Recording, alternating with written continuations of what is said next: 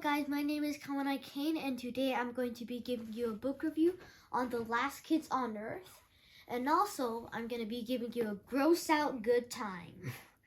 So, the main character in this story, well, the main four characters, is June, Jack, Quint, and Dirk. So, you might be wondering, how the heck did the zombie apocalypse happen? Well, long story short, just, magical portals around the globe from the sky just dropped in, and basically everybody got zombified or just ran away and is hiding in an underground bunker right now. So Jack right now is laying down in his bed on his dope fire cool treehouse, wondering, is this real?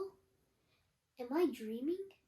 Is this just a very high-tech alien simulation? Or is this reality? He's questioning himself like he has never been before. So now, Jack has only 3 friends, but 1 to recover, which is June. And Jack has a crush, and apparently it has to be June, which is really buff, brave, and strong in the mind. So basically, Jack has an unlimited supply of Mountain Dew and Oreos and friendship in video games. It's basically thrift stop. So, a few days later, Jack and Quinn and Dirk are wondering, what should we do today? It's kind of been boring without any school for some reason. Which I don't know why they say, but just so. So, there it is. So, after that, around the afternoon, Jack, Quint, and Dirk faced their way to the school where they last seen their school.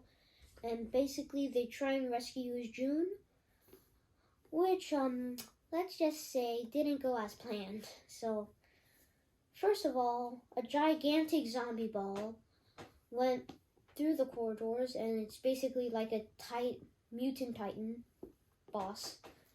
And basically, they're just trying to ram over Jack, Quint, and Dirk. But then they find the room where June is begging them to come inside. Quickly, they barricade the door. They go inside. They barricade the door with school chairs. But the zombified ball rams into the barricaded door and breaks the door in half. So they try and get past the barricaded door. But then nighttime upon them, and basically they're just having a very cool sleepover. So what the sleepover is, just running down the corridors, racing on wheelie chairs, and throwing tennis balls at zombies at the basketball court from the roof. And basically it's pretty fun sleepover. No parents in the world except for the other side of the world in the middle of the ocean, a nice cruise. So they just have a sleepover, and they beg June to come to their very cool treehouse. And of course she does, because oh my god, you're so cute, you're so handsome, it's so cool. And then they go to their treehouse, and basically it's just how they live and what it's like. Quinn, the brainiac / nerd, tries to run some experiments or traps, shall I say, on zombies, like a cage trap, like the hanging trap, where if you step on one of the ropes, it grabs your ankle and lifts you up upside down. So they could run tests on what the zombies' weaknesses are. And basically that helps nerd Quint know what the zombies' weaknesses are.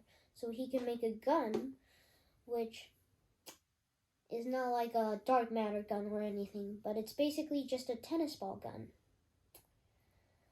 Guess that's what the zombies' weaknesses are. So basically, later in the book, there's this big monster named Blarg, which Jack named because that's basically what Blarg only says.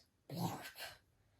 So, as you can see, this cool fire wooden bat is broken, so it's easy to stab monsters. And so Jack and nerd Quint the Dirk and June get their defenses ready because Blarg is destroying like half of their city, and soon he's gonna come for the treehouse. Sooner or later, and they make defenses like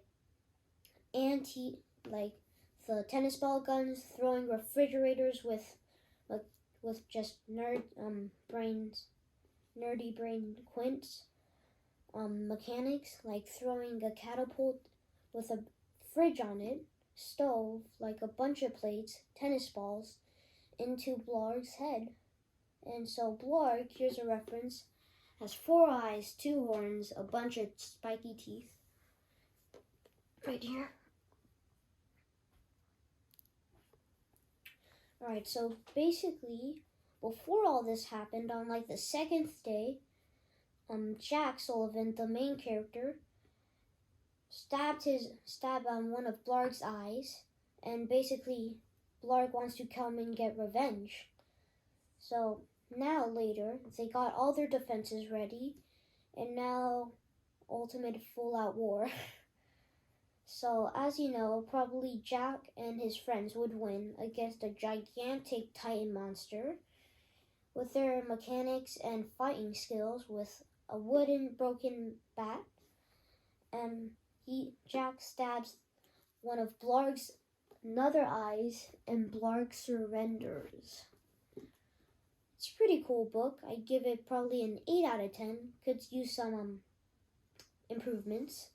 But the storyline's great, the plots and twists are crazy, and I just really like it. So that's pretty much it for this book, so see ya. Wait, what improvements would you suggest? Well, basically like more long words, more like action-packed pictures and paragraphs, and really that's it. So 8 out of 10. What type of paragraphs? What are you talking about? Like more action-packed, like onomatopoeia, shall I say. Nerd. All right. See ya.